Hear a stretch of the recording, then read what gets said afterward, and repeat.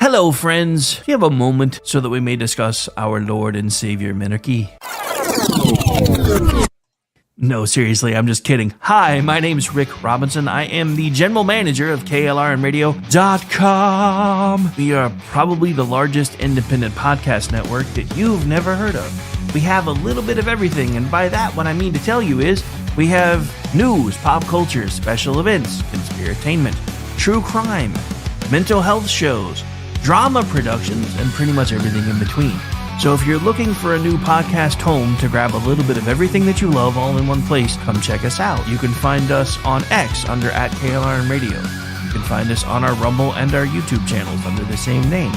You can also find us at KLRNradio.com and pretty much every podcast catcher known to man. So again, feel free to come check us out anytime you like at KLRNradio.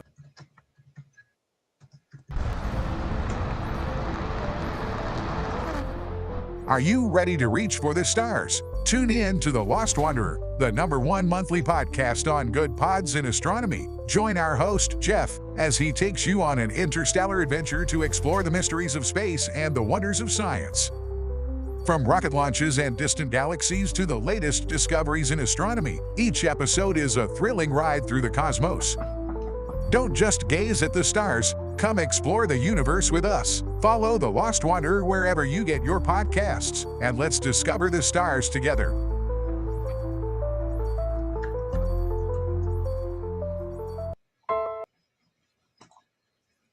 Hi, everyone. This is JJ, the co-founder of Good Pods. If you haven't heard of it yet, Good Pods is like Goodreads or Instagram, but for podcasts. It's new, it's social, it's different, and it's growing really fast. There are more than 2 million podcasts, and we know that it is impossible to figure out what to listen to. On Good Pods, you follow your friends and podcasters to see what they like. That is the #1 way to discover new shows and episodes. You can find Good Pods on the web or download the app. Happy listening. KLRN Radio has advertising rates available. We have rates to fit almost any budget. Contact us at advertising@klrnradio.com.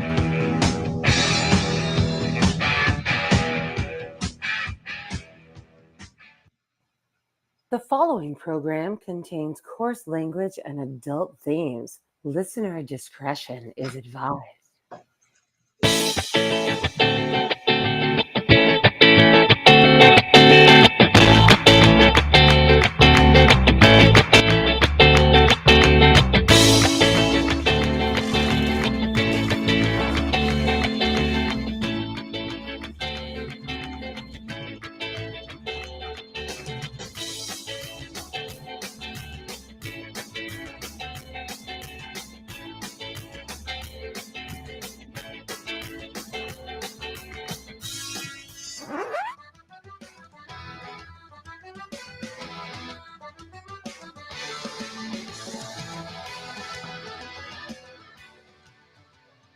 And welcome everyone to another episode of He Said, She Said. I am your hostess, Aggie, and with me is my awesome co-host, Rowdy Rick. How are you doing this evening?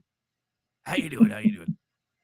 I like the Irish song out there. Well, of course we were going to throw that back in the mix. I mean, it was St. Patrick's Day this week. Yes, it was. I could not partake yet again, but yeah, it was. Stupid Lent. Stupid. I'm telling you, you need to find something else to give up during Lent besides alcohol. I'm very stubborn when it comes to Lent. Find out. You could have. Those who don't know yet. You could have left. You could have just left off the when it comes to Lent part because yeah, still true. I am not the most stubborn person in my family and among my friends. I'm actually very weak when it comes to stubbornness, but not this. I've heard about your family, so you not being the most stubborn one in your family doesn't really say much. Yeah, that's true. I had a thing with my sisters, and I was so upset. I could not tell you. So, quick rundown for those of you unaware. I have 3 sisters, and then I have a brother that was born about 17 years after me. So he's the youngest one of all of us, but the four sisters are pretty close in age. We're within 7. And so we have a sister chat. And suddenly I get a message from one of them, the number 2. I'm number 1 because I'm the oldest. And she writes about this. I mean, an alarming text talking about how dad face planted and how, she was so worried, and, she called, he got checked out and all this stuff and everything. And in my mind, there's, when a 93-year-old person face plants, it's a serious thing, very serious. And I was already making plans to fly out of the nearest airport and go down to my parents, rent a car and go to my parents. I was that close. So I called my mom to get the situation, and my mom starts laughing.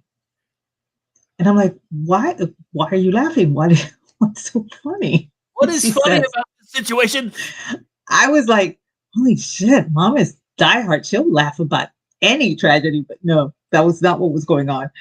What happened was my dad was coming, my mom was taking a shower, and a friend of the family stopped by to give something to my mother. So he went to alert my mom that there was somebody there to visit. And as he's going towards the bathroom door to knock on it, in the, the master bedroom, he trips over the lane chest that's at the foot of the bed, and his head hit the door, not the floor. Okay. So it was like maybe a 3-foot swing, as opposed to, falling at an arc onto the floor. And, my dad had like a little scratch, didn't even bump, there's no bump, there's no bruise. It was a little scratch or something. And my mom's telling me this, and she asked me why I'm so alarmed. And I said, because this is what sister number 2 said. And I read her the whole thing, and then she was livid. She was like, that girl, she is so melodramatic. And I'm thinking in my head, gee, I wonder where she got it from. But I didn't say it because I like living. So, so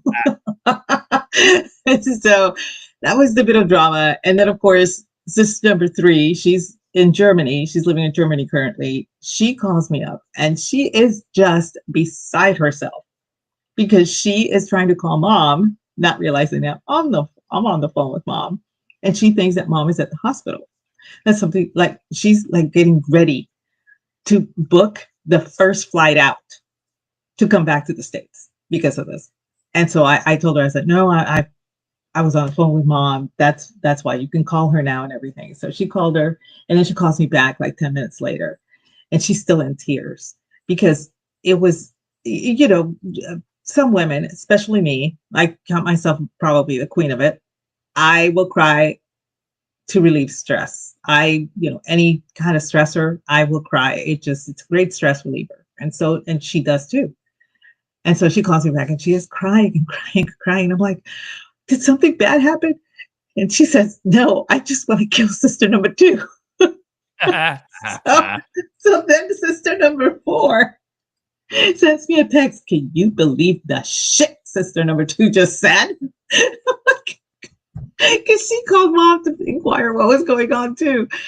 And of course, keep in mind, my sister in Germany got this message at 2:00 in the morning. So she was completely worried. She was, I mean, for her heart stopped.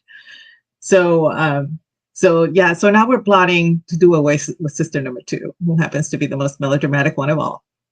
And at that, ladies and gentlemen, was literally my Monday.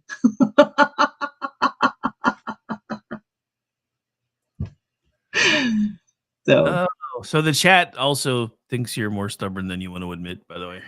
I am not as stubborn as most people think I am. The fact that we're arguing that we're arguing is the point. Kind of does not make the point that you think it does. But yeah, bit maelstrom from the chat. I walk in and I'm not the most stubborn, which makes me think she's the most stubborn. Actually, it's really funny. There is a reflex or a stimulus. I'm not sure what it is, but It's really interesting. You can test this on anybody. If you, quietly sotto voce or, whisper something about the person will immediately contradict it in the manner in which it was whispered. For example, my teacher, she, I walked into the classroom and I overheard her say, Aggie is so loud, real quietly. And I just screamed, I am not loud, proving her point. And it was like, and, and it was one of our, one of my friends that was there first. I was the second one in the classroom, and so she did that as a test, and he was flabbergasted. He was like, "Oh my God, it worked!" Nice. So yeah, it's something people. It's a fun little game that you can do at parties too. But once you catch on, you're like, you literally have to hold yourself back from doing, the opposite of what that was whispered, or confirming what was whispered about you or whatever. So, but no, I'm not that stubborn. There's a qualifier. That's stubborn. There's a qualifier. I'm just saying. Yeah, you're not that stubborn. Not that stubborn. So, what's been going on with you? I hear Oklahoma has had a bit of a hairy last week or so. Oh yeah, so we had, when the wind is in the state song, it probably should have been a good clue. But yeah, so we had some really high winds going on last weekend, and then the high winds and lack of rain led to a bunch of fires. And for about half a day, I felt like I was living in California. Finally got the power back on Friday sometime, and then Saturday we had spotty power off and on. So, and it didn't even start until the evening. I don't know what happened. I guess maybe something got close enough to one of the main points of power that we use here, because everything was north of us as far as the fires, so nothing got that close. But Orty and I were planning on doing a show, and then I messaged, was like, yeah, that ain't gonna work. I don't have any power right now, and I don't know when it's coming back. It didn't come back till like midnight the next morning again. And then the winds have been crazy again. I think last count I heard there were at least 250 homes destroyed in one area and another couple hundred destroyed elsewhere. They're actually doing like a fundraiser concert for the fires tomorrow in Oklahoma, which is interesting because I don't think I've ever heard of anything like that before. But yeah, I guess it's bad enough that they're actually trying to do like the Farm Aid thing for the houses. Oof. Wow. So yeah, it's been interesting. It's been fun. And I had a friend who went in for gallbladder surgery on Monday and is still in the hospital. So that didn't go as planned. I guess they're having all kinds of pain issues and everything else, so they're not letting them leave yet. So yay, fun times. Wow. So yes, I'm dog sitting again. Yay. Yeah, but the dogs are great until they're not. But they're great all the time. Well, yeah, I mean, they're not. Don't get me wrong. I love dogs. I really do. I always have. But it's just, when you're expecting to have dogs for maybe 12 to 36 hours and you have them for a week and counting. Yeah, that happened. That happened to me too. I was supposed to keep my sister-in-law's Sheltie for 3 years and it turned into 10. So yeah, I get it. Oh yeah, I remember this story. That's when your sister should have. Well, I can't take the dog with me, and you're like, so you want me to take the dog?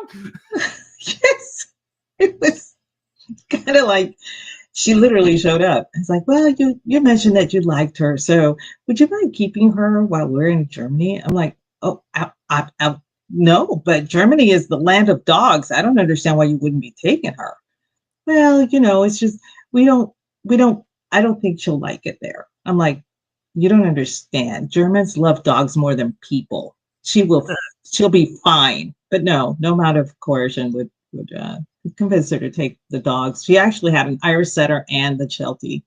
And the Irish setter went with a nice couple that lived out in Uvalde, and I kept the Sheltie. And then she told me it was for 3 years, right? And then she comes back. And they get a house in the same town I live in. And don't give me the address. I'm not even joking, y'all. She never gave me the address, and she would, she would text her brother, my husband, and they would talk back and forth and everything. And I'm like, "Do you have your sister's address?" And he said, "No." I thought you had it. I said, "No, like, she's not my sister." And so my husband asked her for the address, and she's like, "Well, we can always stop by." So they really just didn't want us to go over there.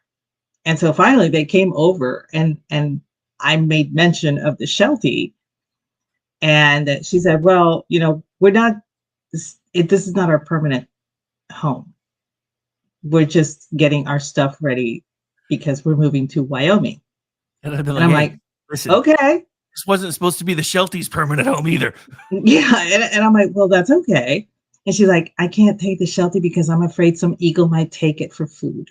And I'm like, she's not even an outdoor dog. Why would you be worried? She just didn't want the dog back. And so I just said, "You know what?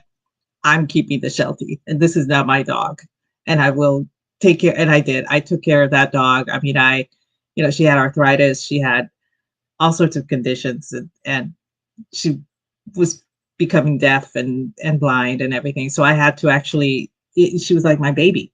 I would get up in the middle of the night whenever she would start yipping because she was in pain, and I would rock her back to sleep because, medication only goes so far. And she was my baby. She became my dog. And of course, we had to make that rough decision, I contacted my sister-in-law, and she's like, "Oh, that's so sad." I'm going, "You never liked this dog, did you?" And I didn't say that, but I knew it. I knew in my heart she didn't like that dog. So You never even liked his dog, or you wouldn't have pawned it off of me in the first place. I don't even know what I'm bothering to call you for, you heartless Harvey.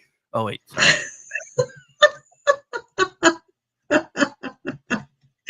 But yeah, it was so wild. But yeah, I fell in love with Shelties. They're such adorable dogs, and they love herding.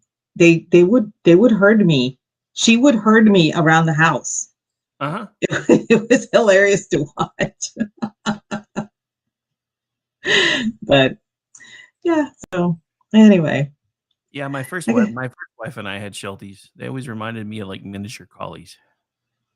Yeah, even though I think it's a far distant relation to collies, but it's not a miniature collie at all. But so somebody said you should just bite the bullet and get a collie, and I'm like, I can't. I'm an Aggie. There's only one collie in my life, and I can't. I just can't. I have this mental block because the Reveille, our school mascot, is a collie, and so having a collie here is like it's the ultimate betrayal. I can't do it.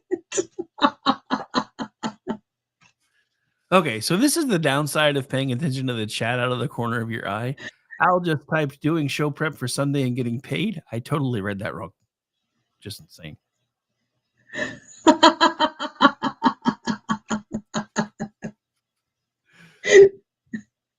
So how did you read it? It rhymed with paid. I was about to be like good on Alan Terry, but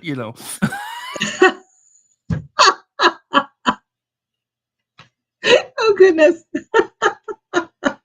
This show's taking a turn. This is what always happens when we freestyle. You should be used to this by now. This is true. This is true. I do occasionally have to play the part of the guy I replaced.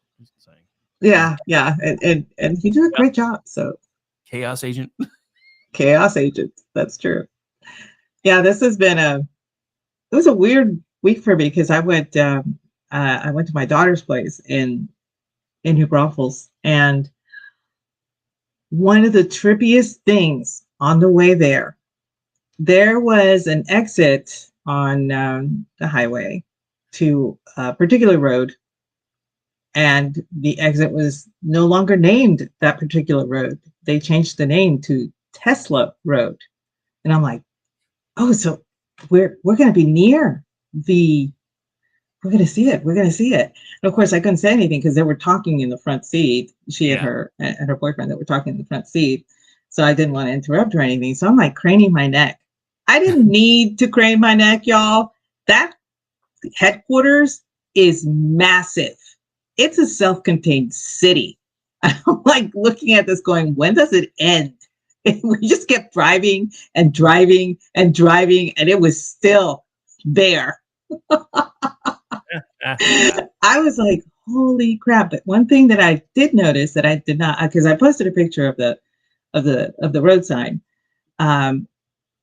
There were police officers at each entrance. So of the offside ramp.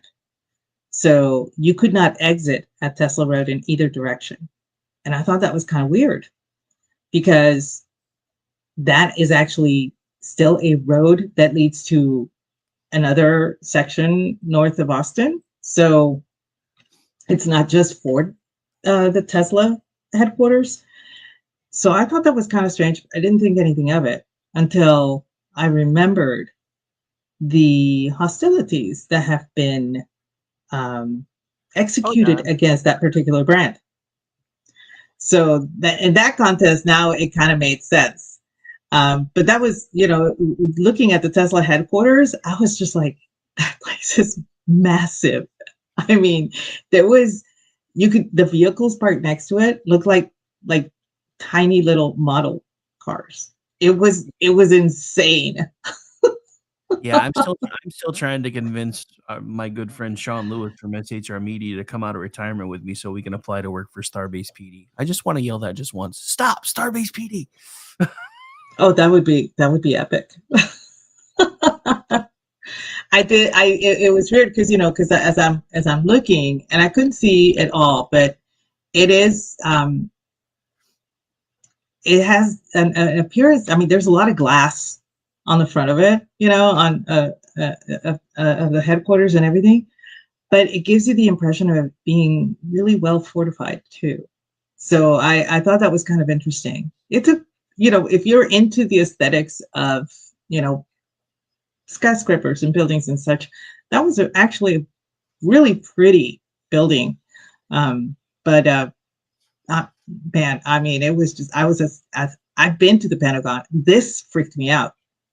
And I know the Pentagon is the biggest by square footage, but it kind of freaked me out because when you're at the Pentagon, you see one of the 5 sides. You don't see the entirety of it unless you're above it. You could see it all, and it was incredible. So, yeah, kudos to Elon for moving because it was so cool to see. I can't even afford a Tesla, but oh my God, it was awesome. Dude, go to Sean Hannity's website. He's giving one away. Oh, really? Oh, I may have to do that. Not even kidding. Go to Sean Hannity's website. He's giving one away. The weird thing is that this property that we purchased used to be they used to have RB hookups. So the electrical grid that we have here would facilitate 2 charging stations if we decide to put 2 charging stations here. I know. I wouldn't even have to upgrade my panel. You already have the infrastructure. This is a sign. I have the infrastructure in place. I should just call up Elon. You should enter the contest. It's a sign. Or you should just help me start pushing Elon to put us to work for him, and so that way we can all make bank and all get Teslas. Yeah. That would be cool. He's the one keeps talking about wanting to put together his own news network, and I'm like, dude, we already have one ready to go. He never sees me though. My account's too damn small. Which leads me to one of my first gripes of the evening. How is it that since we've started broadcasting to X, I've literally gained 4,000 followers and I'm seen less now than I was before? I don't understand that at all. First of all, I'll be honest. I still don't understand why people follow me. I really don't do that much on X. All I do is I post a good morning, right? I will be sarcastic about politics, but most of the time that's in reply to other people's posts. Every so often I will quote tweet or quote post or whatever you want to call it, like the one I did today where Biden was, he met with the DNC chair he would prefer to go chenille, that kind of thing. But I don't push a brand. I don't tweet myself. So I don't understand why I have the following that I do. And I don't understand why some people like you and Brad don't have a bigger following because of what you do. You know what I mean? Well, I mean, I think a lot of that has to, at first I thought it was more about how active you were, but sometimes when I'm the most active is when I'm seen the less. So I really don't understand it. What I find weird is like people that are part of big, like talk radio organizations here locally and stuff that are starting to find my account have like 1,500 followers. And I'm like, I know you guys have more people than that listening to you on the radio. So I really don't understand how any of this works anymore. I don't get it. It makes absolutely no sense. I understand that there are some accounts that actually advertise themselves and their assets. And so they have a large following to match their assets. But, I don't, that's not something that I would relish doing. I don't, that's kind of skivvy. And I honestly, I told Brad to try it one time and he was like, I should just disown you right now. I was like, what? If you post your shirtless pic or something, you might get, 300-400 followers. Show some cleavage. Yeah. Kyle has a great point. Your audience is probably afraid of the chancla. Oh, well, yeah. Okay. That's true because I do have chancla in bio and I do speak chanclish. So yeah. Yeah, that's probably true. I still can't believe you took a word that I made up and put it in your bio. It was perfect. Yeah, it is perfect. And I really should give you a shout out for that. I keep forgetting to give people shout. That's another thing that I need to get in the business of doing is shout outs to people because I always forget. I don't see X as being I just don't see it as, I don't know. I see it as like I'm texting people. So. Yeah. Well, to be fair, nothing you really do is tied to your livelihood on X, so you don't see it the same way a lot of us do. Because that's true. That's true. Now I make a good part of my money now. And if I could ever get it consistent, it might start paying me something worth a damn too. But every time I get good interactions, it's like the next month, it's like, yeah, nobody can find me again. But I think I know what happened with part of it. It was my own fault. I was a really big smartass on an ABC News post about a month ago, and I've been buried ever since. Was the one where they got around to the fact that Karen, the mayor of LA, finally officially refired the lesbian fire chief. And without even thinking about it, I was like, that's all right. She'll be back. Token McCarpet munchers are hard to come by. The second I hit send, this comment violates X's policies and its reach will be limited. Can you take it down? No, it didn't even give me the option because it was just being limited. But yeah, I've been buried ever since. Like I'll have a couple of things here and there that are just completely throw off snarky comments that'll get like 16,000 impressions and everything else is like 200. Whatever. Wow, I can't believe that. And that's another thing, because I thought that we were supposed to have a more liberal, in the old-fashioned sense of the word, vocabulary usage on X after the acquisition by Musk. And it seems like it was fine for a while, and then it became restrictive again. Well, then he put Linda in charge, who was from the WEF. She needs to go. There's a reason I call her Wiffle Ball Bat Linda. Nice.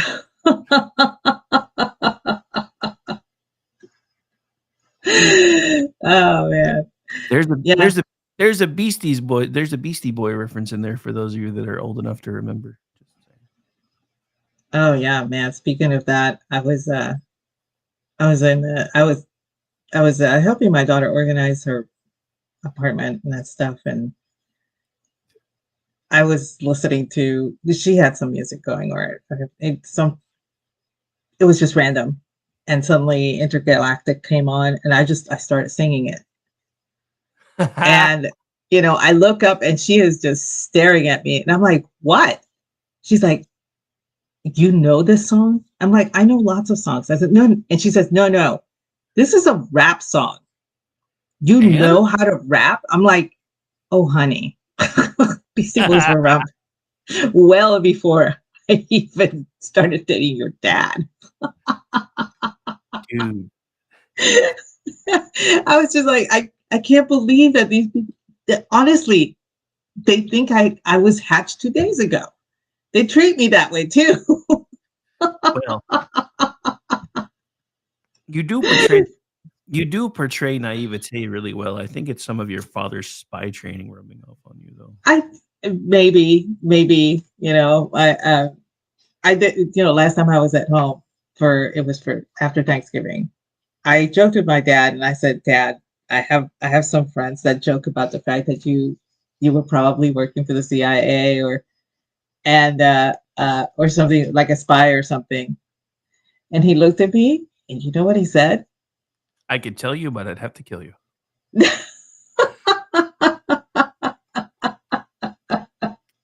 No, he actually told me that he had the opportunity, but he passed it up. I'm like, what? Wait, what? That's what all retired spies say.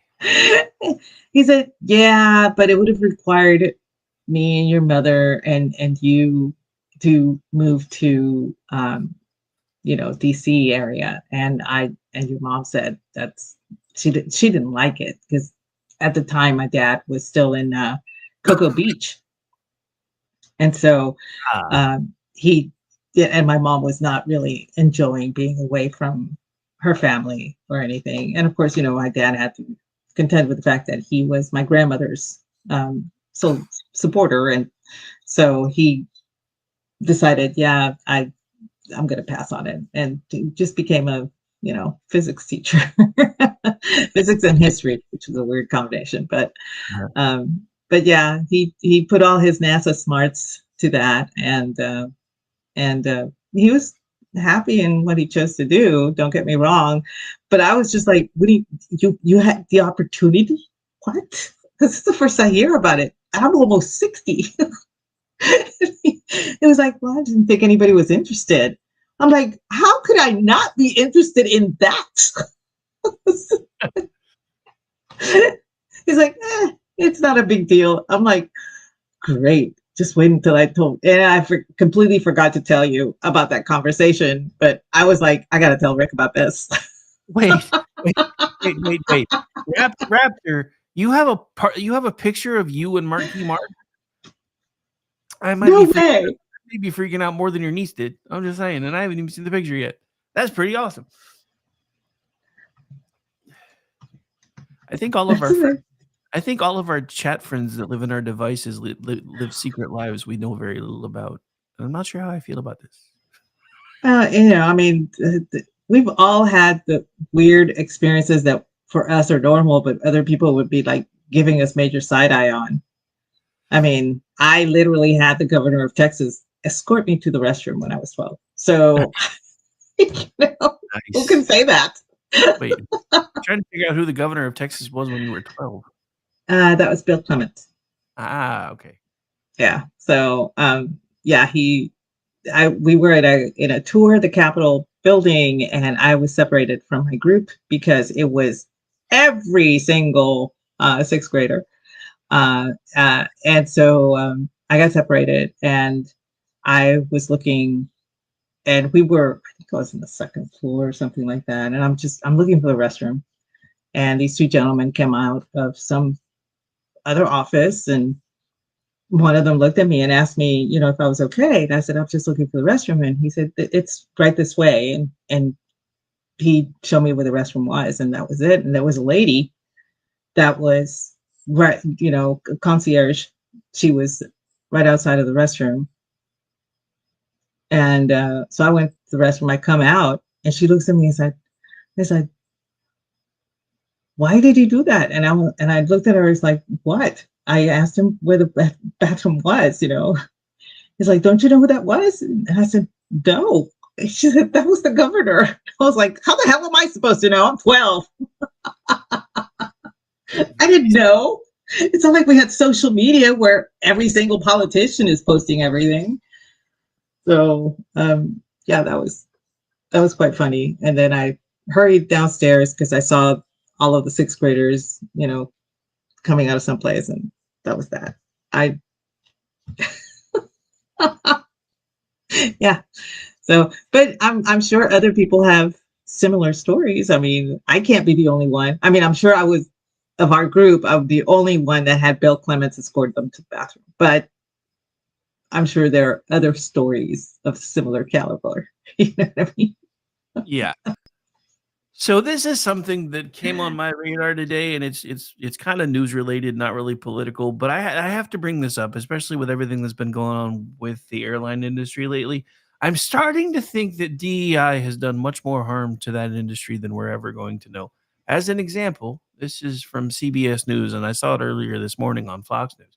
Southwest Airlines flight in Florida attempted takeoff from the taxiway rather than the runway at Orlando Airport. Are What the you hell? serious? What the hell? What? Yeah. What? Have What is you going ever on? have you been to Orlando Airport? I have not. No, I've never been there.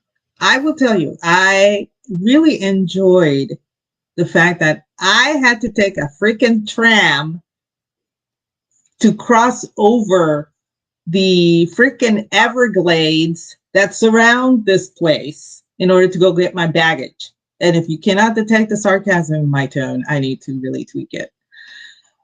But this whole place is like it's built in a swamp. How do you go to the taxi? It's clearly, I mean, seriously, and if you go out there, you clearly see. I don't. How do they do that? I don't get it. I don't see how. I can't make that work in my head. I'm just glad I don't work their phones anymore, because that would have been a fun phone day. Everybody calling, what the heck happened in Orlando? I'm sorry, you'll have to put you into. Yeah, I can imagine all the people that were taking calls about that today. That's nuts.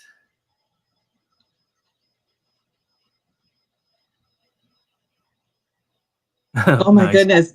Did you see Al's? Yep, that's what I was reading right now. Me and Joe Green was. My dad doesn't watch any American football. Okay, not at all. But Mean Joe Green was his favorite football player ever. You know why? Because of the Coca-Cola commercial. My dad loved that commercial, and he loved That was an Mean Joe iconic Green. commercial, though. Huh? That was an iconic commercial, though. It was. It They don't was. It make was so commercials well like done. that anymore. No, they don't. No, and if y'all watch the the Super Bowl, you can attest they don't make them like they used to anymore. It's so ridiculous. There were so few commercials in the Super Bowl that I actually enjoyed. Well, the thing that pissed me off is, commercials used to be fun, and this is something that I think we need to get back to. Because first of all, they're all propaganda anyway, but now it's so much more propaganda now that everything. I mean, every freaking third commercial. Because I don't really watch very many commercials anymore, but there are some apps that I've downgraded to go back to the ones where you see at least a few ads, just because I'm like, I'm paying full freight for a lot of these things, and I don't watch them that much. So I don't mind keeping them, but I'm going to knock the price down a little bit. So I've noticed even on them, though, like every third commercial is about some freaking pharmaceutical bullshit. We need to get that shit off the air, because I think that's half the reason why everybody in the country thinks they're sick all the damn time. Because they're like, I remember when it started. I have no symptoms. Oh no. Yeah, I remember it was with Claritin. Claritin came on, and it showed a bunch of people dancing and doing stuff and everything in the middle of this wheat field or something, like a prairie or something, and people are dancing. Ask if Claritin is right for you, but it didn't tell you what Claritin was. And at the time, Claritin was a prescription drug. And so doctors were inundated. Is Claritin right for me? What is Claritin? Well, how can I get Claritin? I would like the prescription to Claritin, not even knowing what Claritin was. And keep in mind, my husband was a physician, so I was around a lot of the medical corps in the Army, and I knew a lot of the internists and the surgeons and the specialists and everything, because they're all in the same building. They're all hanging out together. And that was the biggest complaint, was everybody's asking me for Claritin and nobody knows what it is, but they still want it. They wanted it because on TV, they were saying, ask if Claritin is right for you. And at the time, you could either advertise the drug or choose to have the doctor tell you what the drug was at the doctor's office. You could not say what the drug was for on TV. And then they lifted that restriction. And now every single drug has a catchy jingle, or it has beautiful graphics, or, they're always trying to incentivize you to, hey, can I get this drug because I have this issue, that kind of thing. And so I remember all of the friends, the doctor friends that, that were general practitioners and internists that were constantly inundated with questions about Claritin. Is it right for me? And they've, one guy literally had a little sign in his exam room, the rooms that he had signs, and the sign said Claritin is for, is for allergies. So if you're here for something else, don't even ask. I mean, seriously, he just got that upset. Stop asking me about fucking Claire. But dude, this goes back, and this is something that I have been, and I've spent the last couple of weeks trying to explain this on the Daily Show. Advertising is nothing but propaganda. And as a matter of fact, you know why Americans have very specific breakfast foods when nobody else in the world really does? What's that? Because when beef started becoming more prominent because of cattle cars, people stopped purchasing pork products as much. Pork products were easy. Most people were growing them. They had neighbors that were growing pigs, so they were eating ham all the time. All of a sudden, beef became everything that Americans wanted to eat. They were eating it for pretty much every meal if they had access to it, even if it was ground up. So they hired the guy who taught Goebbels, that guy, everything that he knows about propaganda, to start a campaign to see if they could get Americans to start eating pork products again. So after a few failed attempts of, pork is great, eat pork sandwiches for lunch, blah, blah, blah, he puts together this campaign where he's writing a letter as if it is from the perspective of doctors and saying that several doctors recommend eating at least 2 eggs and either a slice of ham or a slice of bacon for breakfast every day. And that's how it began. This is how America's breakfast industry was born. Yeah, because when we were in Germany, and we would stay at some place, and Frühstück is their term for breakfast. Excuse me. And a German breakfast is mostly like bread and butter and, I don't know, bratwurst, whatever. But then they would have American breakfast.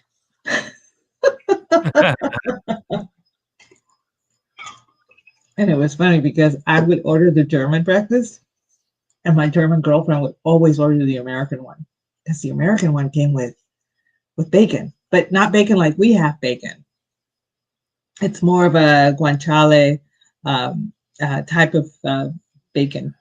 And she's like, and of course the eggs, I do not understand what's so hard about making scrambled eggs, because Germans could not ever do scrambled eggs.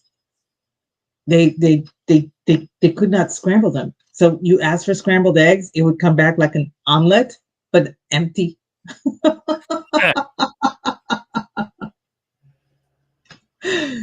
See, it's funny. It's funny because when I was a kid, I used to hate eggs, and then my dad started scrambling mine and putting cheese in them to get me to eat them. But I used to absolutely hate fried eggs. Now it's kind of the reverse. I prefer them fried and usually runny to scrambled.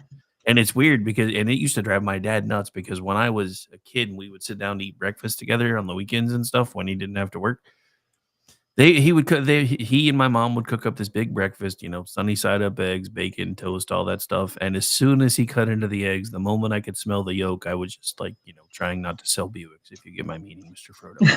And it would drive him nuts. He's like, what is the matter with you? And I'm like, I don't like the smell.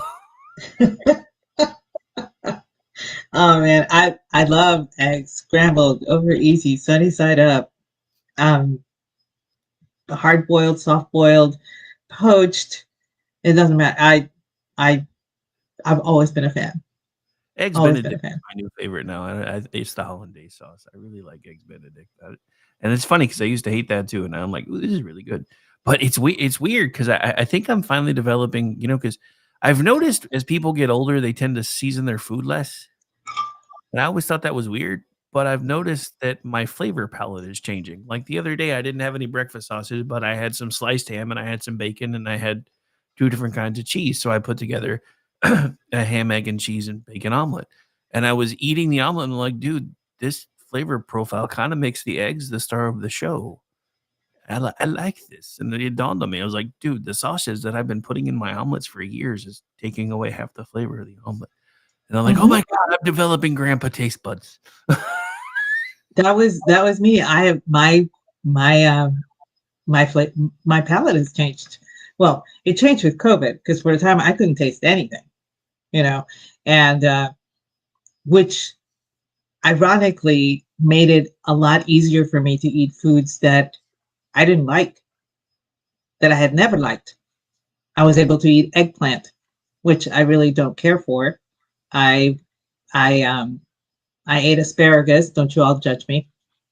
I ate I'm giving you side eye right now. well, no. There's an interesting, Well, I mean, to be fair, Aggie, development. I give everybody side eye. One of them's broken. Calm down. But I was eating foods that I had avoided for a very long time simply because I didn't care for them. But now that I couldn't taste them, I could eat them, and I'd be okay. And so one of the things that I noticed was when my taste and sense of smell came back, they were still skewed. Um, I still have issues with citrus and with coffee. The scent of coffee is still not back completely, but I don't mind the smell of coffee now. Before, the smell of coffee was rancid. And you have no idea what that did to my heart because I enjoy my cup of coffee in the morning, right? Dude, I would still But drink it anyway. oh no, I still drank it. Don't get me wrong. Even though I couldn't taste it, I still drank it because I was not giving up my coffee. I didn't even give it up for Lent, and that's another story altogether. But I was eating foods that I had avoided because I didn't particularly care for them. But as my taste started coming back, I'm still able to eat the foods that I didn't like before, like asparagus. I really enjoy asparagus now. So that was kind of a benefit of my palate having changed for a time. And so I've become really adept at making asparagus dishes. So that has been a lot of fun for me. Another thing that I never liked was squash and now zucchini. I really enjoy it. I So it has opened up certain things that before I could not stand the taste, and now I like it. So that has been a beneficial side. I guess I don't know, a side benefit of it, of having had COVID. But on top of that, as we grow older, yes, it does change. And there are some things that I'm just like, yeah, I don't like that anymore. Or I don't particularly care for this kind of seasoning on this. Let me try something else. You know what I mean? Yeah. So I have a confession, and I don't think I've ever told anybody this before. But well, I guess it was the first time I went to CPAC, or was it the second? I don't remember. So I ordered a steak at a restaurant, and their sides were all weird. Like, not the stuff I'm used to, because I come from Oklahoma, dude. Sides are like mashed potatoes, baked potatoes, side salad, fried okra.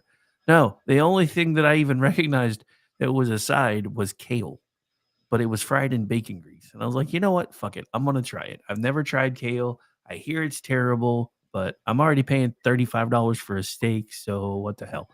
Turns out I actually like the taste of kale. If I I don't know how I feel about the fact that I like the taste of kale. I had a weird issue because I didn't like kale before, and I like it less now. It's even more bitter than it was before. Before I could eat it in a salad. Now it's just like uh, it it it's almost painful to eat it because it's so bitter. But I can eat Swiss chard, and I What? have yeah. It's weird. I don't understand. I could never eat Swiss chard before, and now I can. But yeah, with as much as my taste buds have changed over the years, there are things that I never used to wanna eat that now I'm, like, half tempted to try again. Like, I used to hate sauerkraut, like, despise it, but, like, half the things that I've always really wanted to try have had it in it. Now I'm like, "I wonder if I would hate that as much as I used to," with the things that I've discovered I like now. Because I never liked the taste of guacamole either, and this I discovered years ago because when I was working in Convergence, there was a Taco Bell that was, like, in the same parking lot, so I would always go over there and grab something cheap for lunch. This was back when you could get shit on Taco Bell's menu for, like, a dollar. They had Oh a yeah. chicken they had chicken wrap that unbeknownst to me had because all I ever saw on it was the ranch sauce, but apparently it was a ranch guacamole combo, Oh and that yeah. was and that was how I discovered I actually don't mind the taste of guacamole. Well, guacamole is really weird. I I can't do the store bought versions, but if I can control the cilantro as in put more, and the lime as in put more, and the jalapeno as in avoid, then it tastes great to me. See, Everything else in there is fine. more lime, less cilantro, lots of jalapeno. Just saying. But but here's the thing: I cannot eat hot, spicy food, so it hurts to eat it. Like my mouth hurts. So I tend to avoid it. It doesn't taste right to me, and it doesn't have any taste. It's just heat. But if you slice avocado, I can't eat it. I When I was little, my mom used to force me to eat avocados all the time. We had an avocado tree in the backyard, and Yeah. so that was a constant, um, side dish at our house. And I'm like, we have tomato plants too, but I don't see you chopping any of those. But I didn't say that because my mom would have backhanded me into Tuesday. So, but I and she would say, you cannot leave the table until you finish. I mean, it's a healthy fruit. I get it, but I didn't like it, and to me, it just tasted so weird, and I never liked it. The only way I eat avocado is if I make my guacamole my way. But it's like, do I really want to go through all that? No, not really. So what we've discovered, ladies and gentlemen, is Aggie has the wrong gene where cilantro doesn't taste like soap, apparently. Nope. I love cilantro. Cilantro and I have a very good long history together. Yeah, I'm in the cilantro tastes like soap camp. Yeah, quite a few of the mutuals do It's have that. it's weird though because it depends on where I get it from. Because and I guess it's the amount because I can handle it in small amounts and sometimes it tastes good, but if there's a lot in it, that's when I'm like, dude, this tastes like I'm eating fucking dog. Don't ask me how I know what dog soap tastes like. All right. For everybody out in chat, if ever you come to my house, I will make guacamole for your liking, not mine. Okay? I will not force you to eat cilantro. I'll hide the cilantro on the side of the house where nobody can see it. Dude, same Al. I used to hate squash. I absolutely love it now. Yeah, see, I was the same way. I did not like squash. And after COVID, I'm like, this stuff is a bomb. I don't know what happened. Acorn, I think butternut, well, zucchini. part of it is, I'm an Okie, so of course every vegetable I like is pretty much fried at one point or another. But I realized that my mom didn't know how to fry stuff properly. Like when she would make okra, she would dredge it in flour, not cornmeal. And if you've ever tried to do that, that turns okra into mush. Same thing with squash. So when I discovered cornmeal, that's when I discovered half the things that I thought I didn't like. Really, I just didn't like because the texture was weird, and with cornmeal, the texture is not weird. So just saying. I know, it's so weird, so weird. But yes, I'm really adamant about that. Whenever I invite people over to my house, the first thing I ask is, are there any dietary restrictions, any allergies I should be made aware, any particular foods you don't like to eat? I don't even know why you call your place a house. You should just tell everybody what it is. It's basically your bed and breakfast because you have people over there all the time. You cater to their needs. You're just running a bed and breakfast. Just come clean. It's pretty close to that. But I mean, seriously, I because I want to take care of people and I want them to feel at home, and I don't mind going out of my way for people. I really don't. I So had 3 very finicky kids, and I there were nights that I fixed 4 different dishes. So I'm used to it. I But I so will when say this. I heard you say one vegetable that y'all have as a side dish, and that is one thing I cannot stand. It's okra. And don't come at me, people. I tried okra fried. I've tried it breaded. I've tried it steamed. I've tried it in every manner possible, and it is just gross. I can't deal with it. I know you said every manner possible, but I'm going to ask because you know what got me actually to the point where I could even start considering eating okra? Because I used to hate it too. My aunt made pickled okra one time and begged me to try a piece, and I liked it, and that was what started me getting used to the idea that okra didn't suck. Well, living where I do, I in such proximity to Cajun country, I will probably have the opportunity to try it again, and I will keep trying it and see if it takes. I mean, after all, I eat asparagus now. Anything is possible. Yeah, asparagus, my thing with asparagus has always been less about eating it and more about how it makes the house smell when you're cooking it. I've not never been a fan of that. That's my same issue with the baby cabbages that my dad absolutely loves, known as, can't think of all of a sudden the name escaped me. Um, Brussels sprouts. There we go. I knew it was in there somewhere. Oh, Yeah, you know, my dad loves them. I hate them. I can't stand those either. And I've tried it. But the thing is, cabbage actually does not agree with my stomach, any kind of cabbage. And so I tried Brussels sprouts thinking it might be different. And no, it wasn't. There's Yeah. something in the Brussels sprouts and cabbage that just does not agree with my stomach. It literally made me ill. Like I had to, it came back up, let's just say. And so it was not a pretty sight. And I never put myself through that again. But everybody in my family loves it. So I'll fix it, for them. And then my side dish would be like, I don't know, corn, whatever's in a can. It's weird because I like cabbage in like salads and egg rolls, but you start trying to steam it or boil it and I'm out. Like my grandpa used to make fun of me because I'm part Irish and he's like, how can you're not Irish, you don't even eat corned beef and cabbage. I'm like, I don't like either one. Leave me I, alone.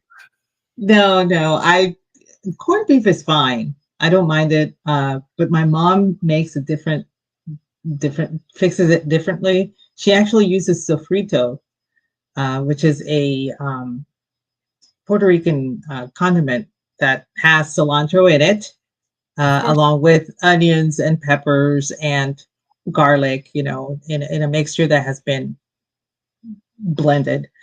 Sounds Um, sounds like a salsa paste.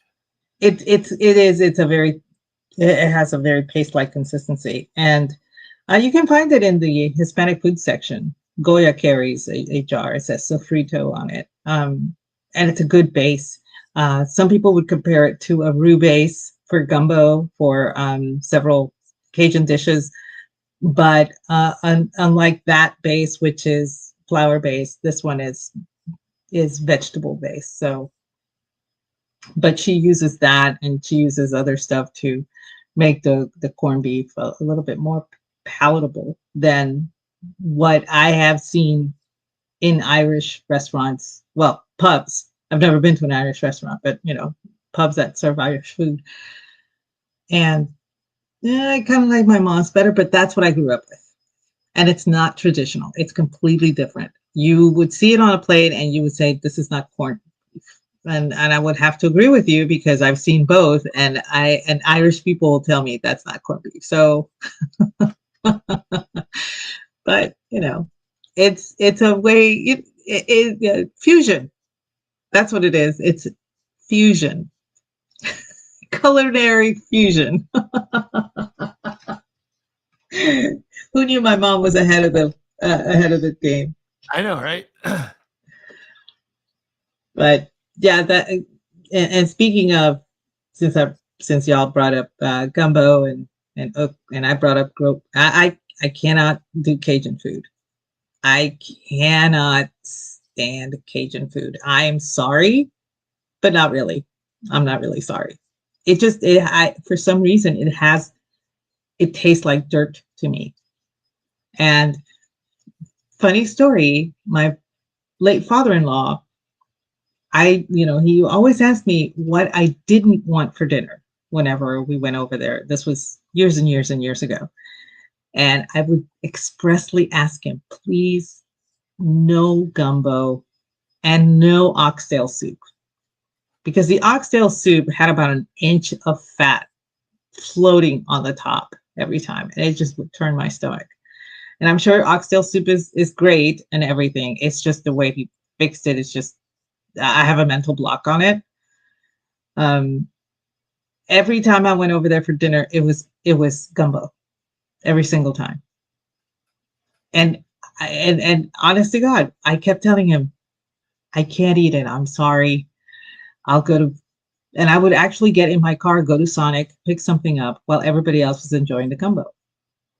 And he never understood that. Every single time he asked me, I would say, no gumbo. He understood that to be, oh, but you haven't really enjoyed it. I will fix it for you. Now, y'all think I'm stubborn? No, he was the epitome of stubborn, okay? But, that's... Yeah. I make a white boy. I make a white boy version of gumbo and my Cajun. I have friends in Louisiana that laugh at me about my version of gumbo because I won't put seafood in mine because I'm not a seafood guy. When I make gumbo, it's usually andouille sausage and usually smoked chicken of some sort and some rice and some other seasonings and a few vegetables. And they're like, "That's not gumbo. There's no seafood." I'm like, "I don't like seafood. Most seafood I eat is from Long John Silver's. I don't even really eat that anymore." No, I've never been. I prefer, and it's funny because gumbo has I guess a distant cousin in the paella, and I love paella. My mom taught me how to make paella, and true paella has no water in it. Did you know that? You cook it with white wine. You cook the rice with white wine and all that stuff and everything, and then you put the meats in order of the cooking time. So whatever takes the longest goes in first. Whatever takes the shortest goes in last, right? And I remember there was behind our house growing up was a patio area, concrete patio area. And my mom had 4 cinder blocks on their sides. So the tall part, so they look tall instead of flat, right? And in the middle was lumber and coals, a mixture of both. And she had a paella pan that spread over, and it was like, I want to say it was about 2.5 feet, maybe 3 feet wide. And whenever we would have my uncles and my cousins, my aunts coming over, she would make a paella, and she would start in the morning. That stuff would not be over for about 4 hours. So they would get there and it would be done. And I mean, it would be like a sack of rice, and like my dad would literally have to go to San Juan to buy the wine because the liquor stores in town only sold hard liquor. If you wanted wine, you had to go to the big city. But if you wanted rum or just the pitorro, that you could get that locally, or beer, obviously. But yeah, so my dad would make the trip to get 2 or 3 bottles of white wine, and then my mom would be cooking, and of course we would take turns, keeping an eye on the fire, keeping an eye on the cooking and all that stuff, and everything. And we couldn't wait for mom to put in the next layer, to watch it all cook and everything. It was so much fun. I miss that, and my mom said you couldn't pay me to do that again. I was like, okay. I actually ended up making paella from scratch for friends not too long ago.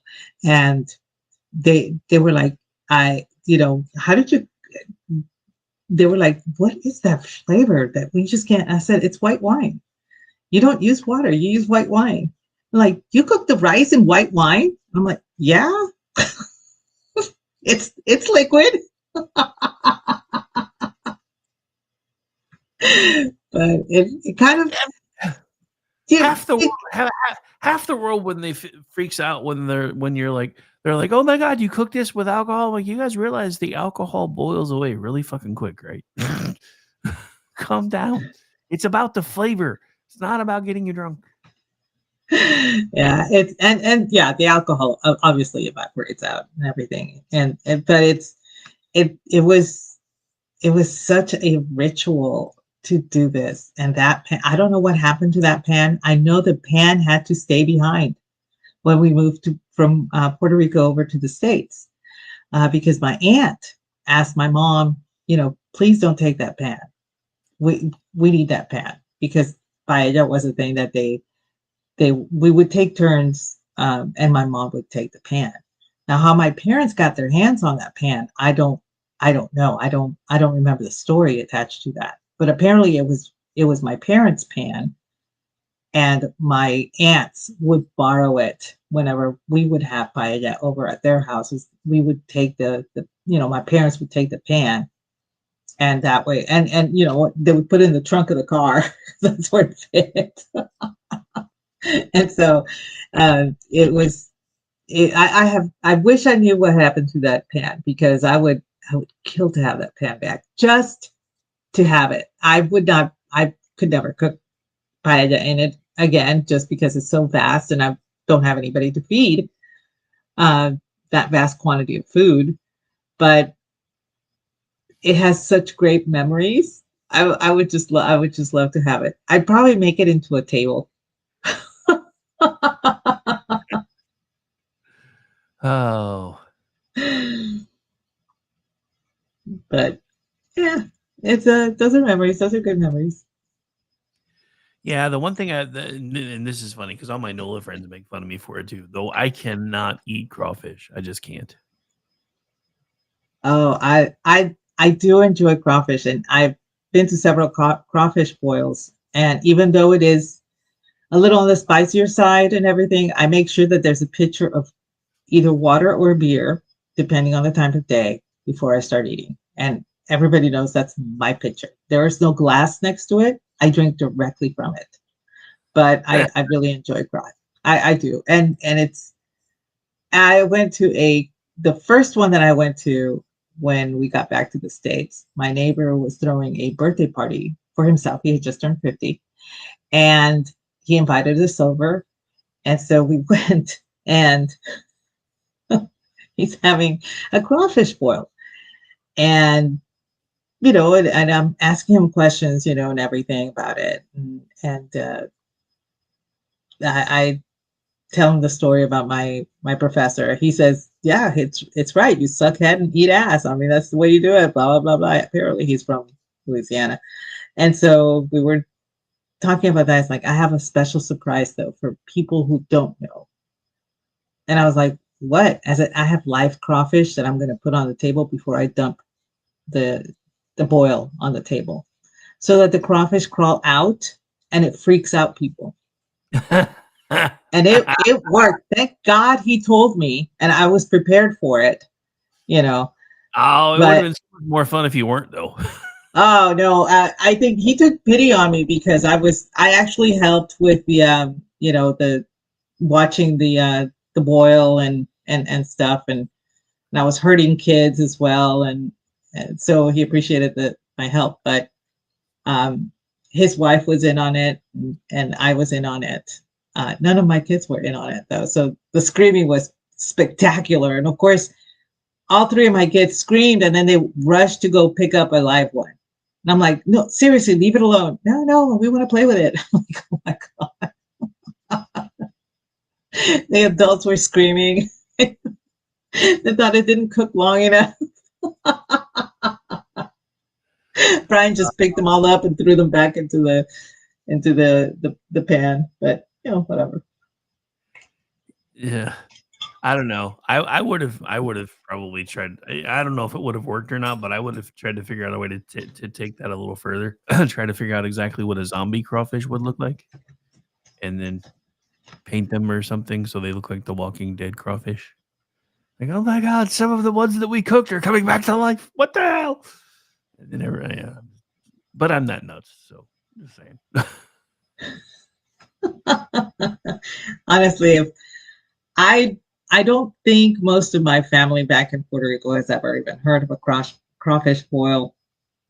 And I think they would be like appalled at how it is, how it is made. They're like, they would probably tell the guy you're doing it wrong.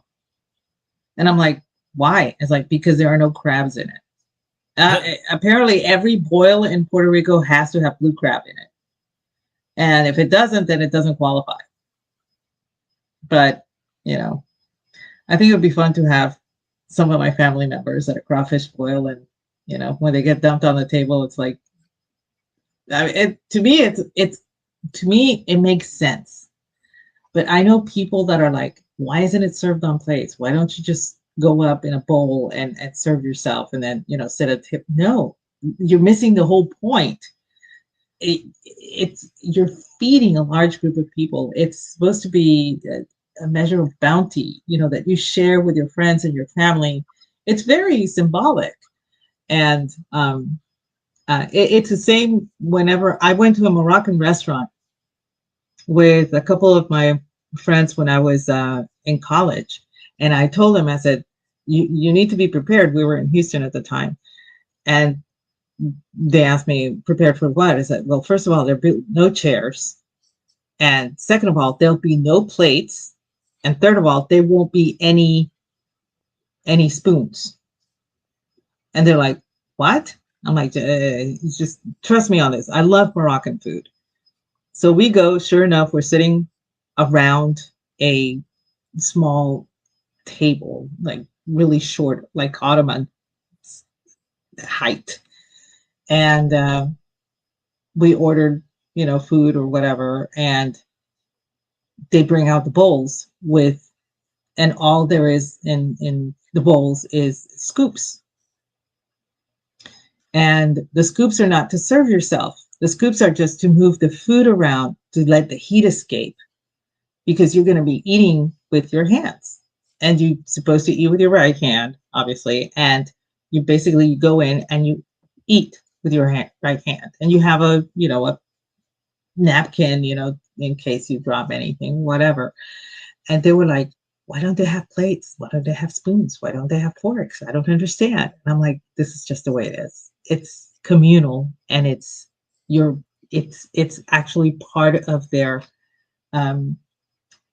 culture, when they're sharing their food with friends, with family, with strangers, that they don't know. It's a communal service. And we walked away. I mean, we cleaned those bowls. And there was a lot of food. And they said, never have they had such a great experience, but they would prefer to have a plate and a spoon. And I was like, no, when you eat Moroccan food, you actually have to use your hand. It's a very relaxed atmosphere. But there were people there with wearing suits and dresses and everything. We were in more casual attire, but apparently it was a hoity-toity place. But you really couldn't tell because everybody was sitting on the floor. Rex, you've got a good point about blue crabs. They're really good that way. Oh, yes. Mid-mold. So I'm picky with crabs too. Like I like, like soft shell crabs or blue crabs when they're in molten fried, or I like crabs legs. But I don't. My thing with crabs, and I blame my stepfather for this. The first time I ever tried to do like because we were living on the West Coast, and we went to a crab shack for the first time. And you know me, never really been into seafood anyway, but I like crab's legs, so I was like, sure, I'll try it. So I go to start cracking the crab open, and he's like, stay away from those things right there. Those are called the devil's fingers, and if you eat those, you're gonna die. I'm like, yeah, nope, I'm done. Like, yeah, nope, I'm done. I'm not gonna eat anything that might kill me if I eat the wrong thing. I'm done. So yeah, I did, and kind of like shrimp too. I like shrimp if it's fried. I am not a fan of boil and eat because it's just yuck. I like shrimp in any way. It's fine.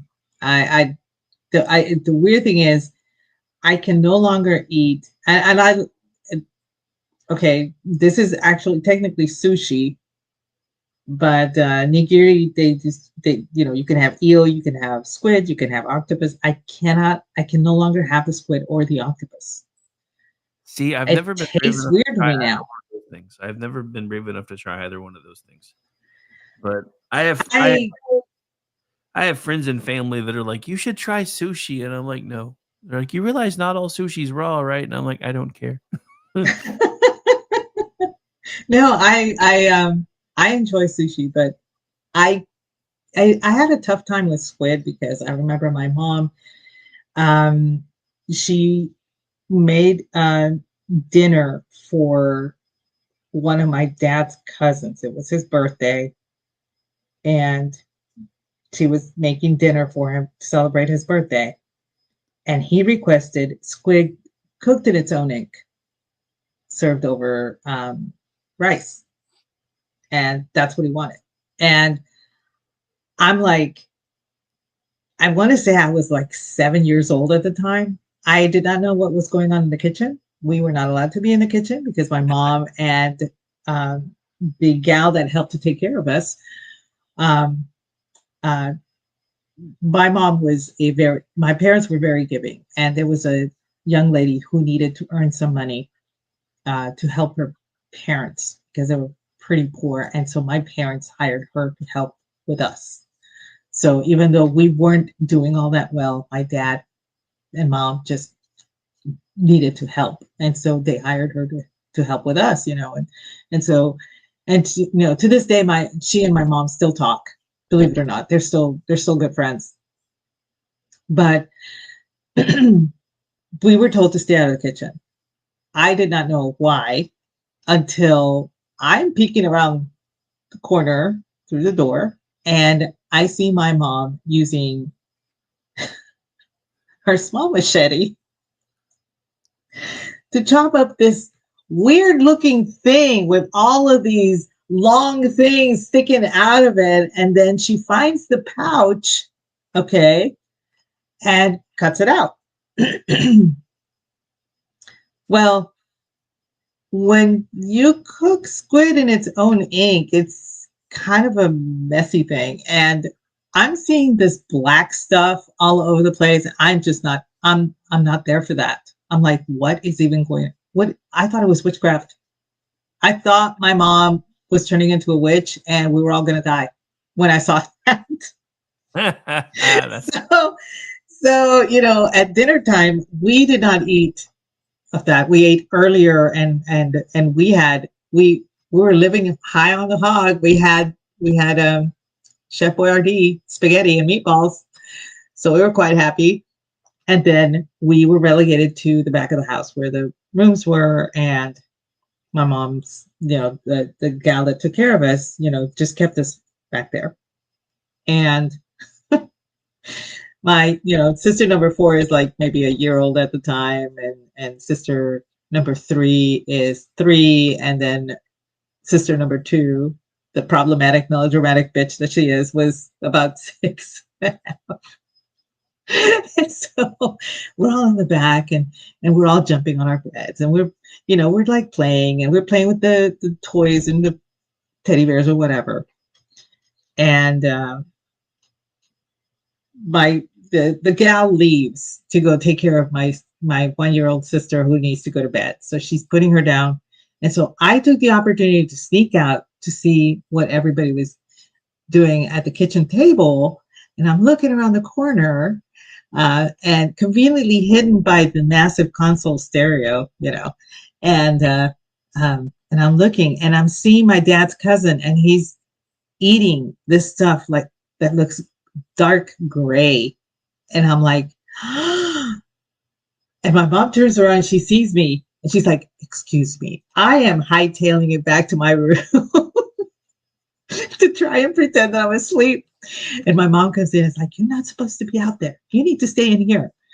And I don't know what possessed me. I said, "Are you eating witch food?" And my mom couldn't help it. She just started laughing. And she said, "I will tell you all about it tomorrow, but for now, you stay here, okay?" And then she went back out there, and they, we fell asleep before they even left the house. But in the morning, she explained what she had been doing, and she was telling us that it was squid, and you cook it in a certain way, and and blah blah and all this stuff. And I'm like, and she's explaining this to me, and I'm like, that's the grossest thing I have ever heard in my entire life, because she was a science teacher. So she took out her book and showed us what a squid looked like, okay? And she's pointing to this, saying, "This is what I cooked last night." And I'm like, "Why? It looks like the devil." Well, And so for the longest time, I could not eat squid. I enjoy calamari. I enjoy fried calamari rings and stuff like that now, but I just couldn't. And for a time I did, but after the whole, I can't eat it anymore. see the Fried is problem. okay though. See, the problem with stuff like that, I think one of the reasons I can't bring myself to eat things like squid and octopus and everything else is I have made the mistake of studying cephalopods, and I know how intelligent they are. So to me, it would be like trying to eat a dog. I just can't do it.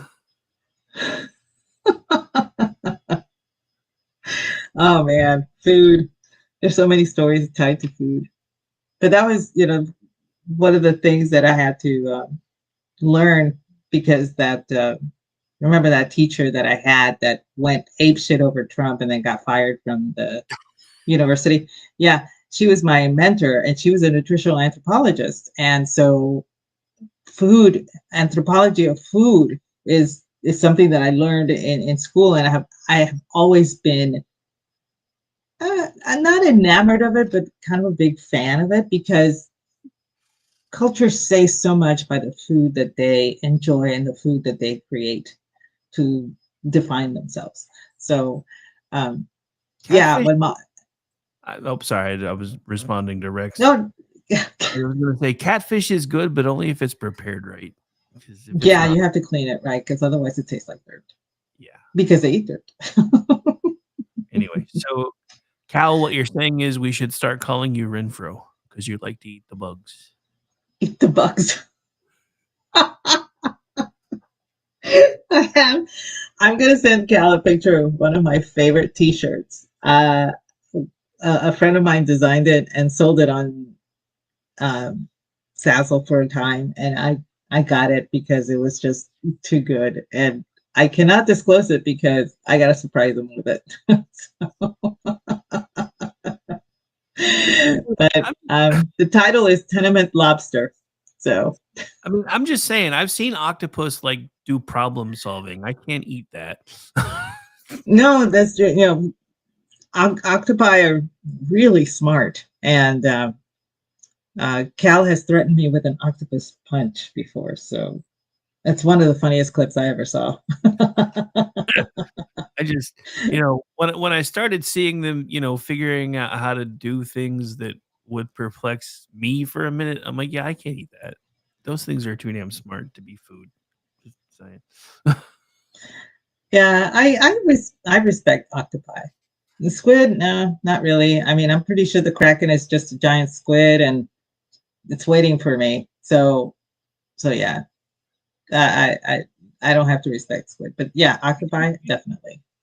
You just feel like you're sticking it to Ursula every time you eat a squid. I know what's going on there.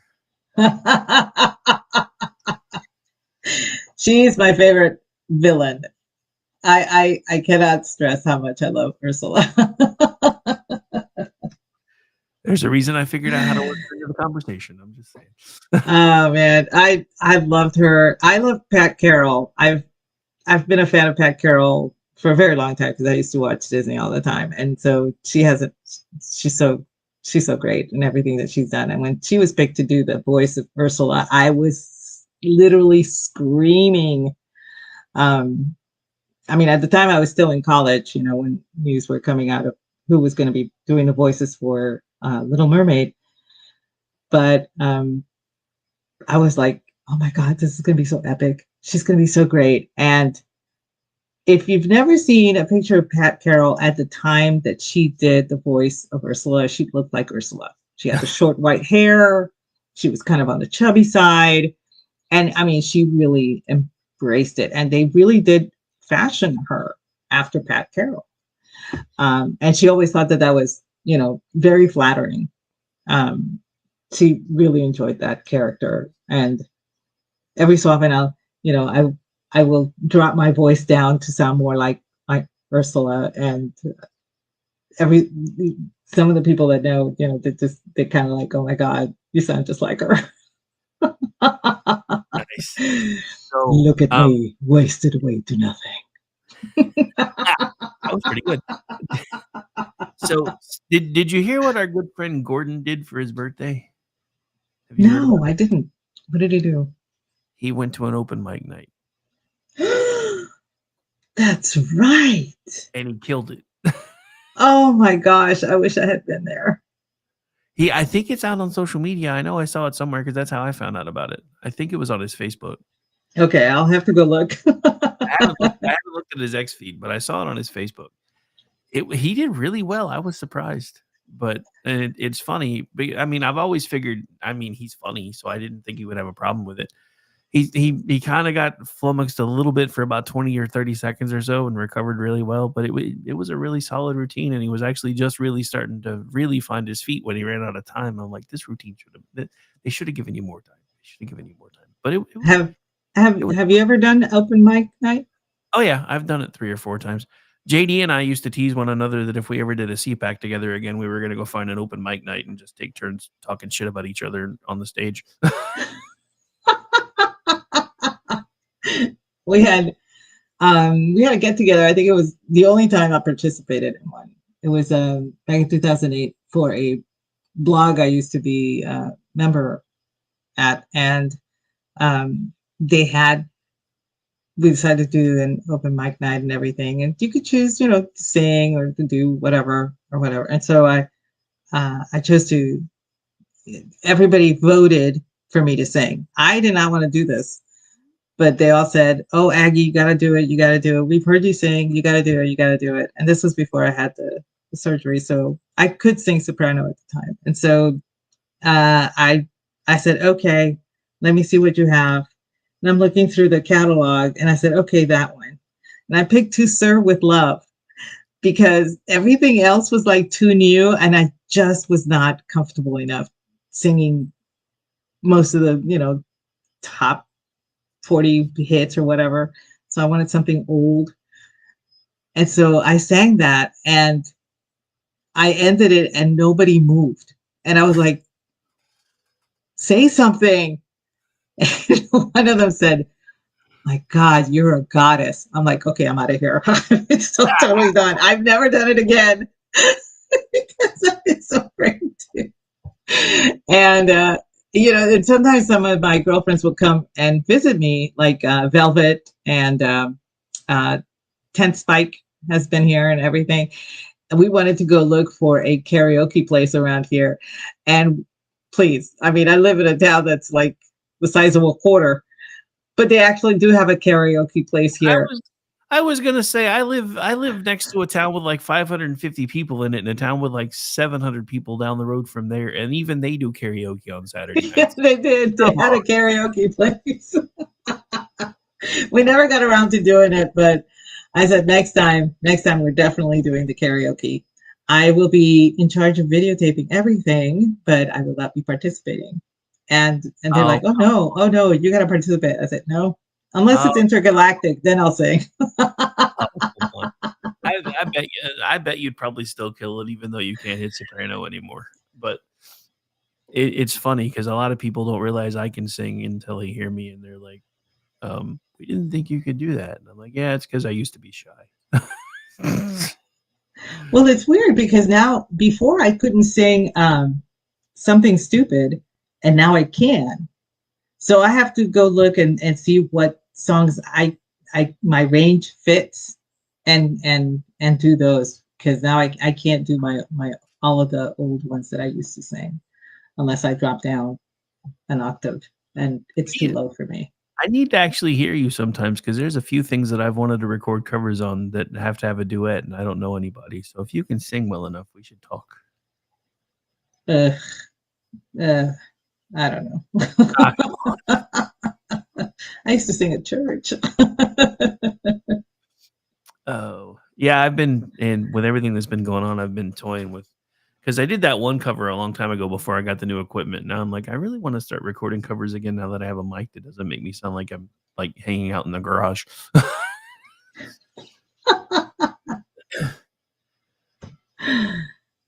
Speaking of mic, at least I'm sounding a little better, so that's Yeah, and still good, right? Yeah, no, you sound great. No fan noise at all, which is funny because since we figured out what we think it is. Yeah. Well, okay. I'm like I said, I'm taking this piece of glass with me everywhere I go now. It's massive, but I'll take it. which led to Aggie learning something because she had no idea that certain I did not have glass in them. That's the ones that make the really cool sounds when they have glass packs in them. And she's like, I had no idea. Know that. And I'm like, yeah, there's glass has been a common part of mufflers for a while. It's actually ceramic, but they call it glass pack. Same difference. So, but yeah, it actually helps absorb the sound. So, and we've gone back to I think we've completed the full circle. We have. I guess we can wrap it up for the evening. So, Rick, why don't you tell us where we can find you? It's easier to figure out where you can not find me. Oh, wait. So short list. Tomorrow I'll be pushing buttons for the Front Porch Forensics crew starting at 8 p.m. Eastern time. And then Amish and I will be doing a makeup of what is probably going to turn into a 2-part episode for our annual deep dive into the Mandela effect, because we've realized that since we have a new audience, we're going to back up a little bit, cover some of the really cool ones, and then start into the new stuff. So by the time we do that, that may actually carry over into next week's episode 2, even though we do 2 hours now. So that'll happen tomorrow night starting at 10 p.m. Eastern. And then I am off on Sundays. And for now, America Off the Rails is still going to be on Mondays, and likely will stay on Mondays from now on, even when everybody else is doing their things, because we've got a guy that does a show at 11 Eastern now. So we would have a gap if I don't. So, so yeah, I guess. We're trying to cover up all the gaps. Well, I mean, it doesn't really make much sense for there to be an hour break between you and even when you guys do stuff, and then Sean have to come in cold. So I figure I'll just leave Rails there because we've got plenty of content on Sundays as it is now anyway. And I'm still trying to figure out exactly how long Vincent's show usually runs, because I'm actually thinking about putting together like a Sunday news roundup panel and doing it between Vincent's and the regular stuff. Not yet. Mm-hmm. I'm not, since I actually have one day kind of sort of off my plate, I'm not looking to add it back soon or yet, but maybe summer when I'm not having to play bus driver as much. And then so Monday night, America Off the Rails, that'll probably be at around 9:30, and then Tuesday back around doing Rick Robinson. That's Tuesday through Friday, noon to 3, and then hanging around with the Manorama panel. And I'll give out the rest later because I do this stuff pretty much every day anyway.